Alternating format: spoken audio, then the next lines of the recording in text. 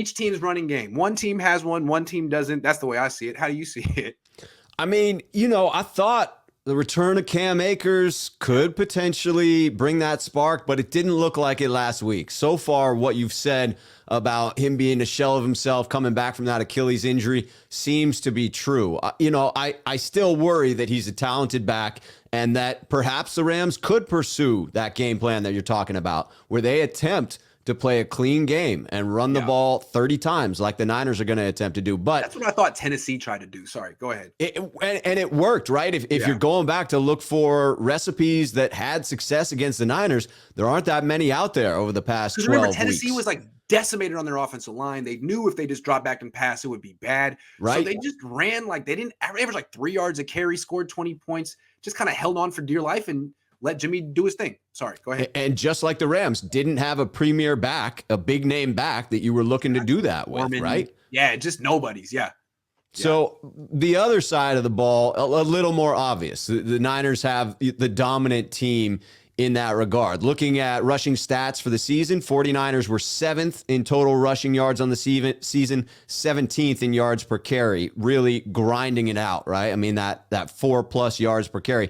Rams were 26th in both total rushing yards and yards per carry. Explosive run plays, Rams don't have them throughout the year. Rams with 3 runs of over 20 yards for the entire season. 3. Niners with this team. Niners with 12, 4 times as many as the Rams. So team is built on play action, and you don't have a running game. What is going on? I don't get it. That seems to set up the Niners for success. Let's flash forward to the postseason, because you would say, well, these teams have turned it on. The return of Cam Akers.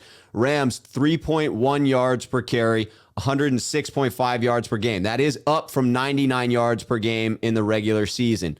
The Niners also up in yards per game. They're at 4.1 yards per carry, 137 yards per game, up from 127 in the regular season. So it doesn't matter whether you split it regular season or postseason. The more dominant rushing team in this one is the San Francisco 49ers. To me, it's a clear advantage for the Niners. And if they don't use it, it'd be classic Kyle Shanahan. Absolutely. I mean, it's a huge advantage. It's the difference between it's a big difference between the teams. The Rams have to find a way to run the ball. They got to find a personnel grouping. They got to find a running back, something, because the last time they played, they couldn't run the freaking ball, and that's where they lost. They were up 17-0 and lost because they couldn't put it away with the running game. They were up 27-3 against the Bucs and almost lost because they didn't have a running game. So this is a huge deal. I don't know what they're going to do. If they keep handing it to Cam Akers, that's probably a good thing for the 49ers. Sony Michel was the guy they gave it to week 18. He did nothing against the 49ers. So I don't know where they're going to go next. But again, it doesn't matter, Sean. Tennessee didn't have anyone at running back either. They were averaging 3 yards a carry. Don't worry about big plays. Don't worry about explosive runs. You'll get some third down conversions because Stafford's good and Beckham's good and Kupp's good. You have enough talent to get to 20 points. What'd they get last time? 24?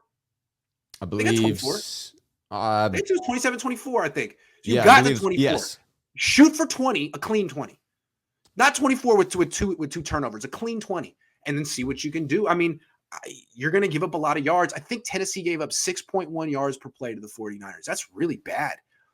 But the Niners make mistakes. Jimmy makes mistakes. So roll the dice, see what you can do. That's the best chance you got. That'll be interesting. It'll be fun to watch whether D'Amico attempts to sell out to get them to shift that game plan, to get them to try and attack weakness, as you know. Or the special teams just keeps blocking punts and returning them touchdowns. You never know. I'm not questioning it at this point. It's wild. Yeah. It's really easier said than done to not turn the ball over against the Niners the last 2.5 months. I don't get it, but it's like automatic for them. Oh, we need a turnover? Boom. There we go. Thanks. A little bit of magic. Little bit of magic.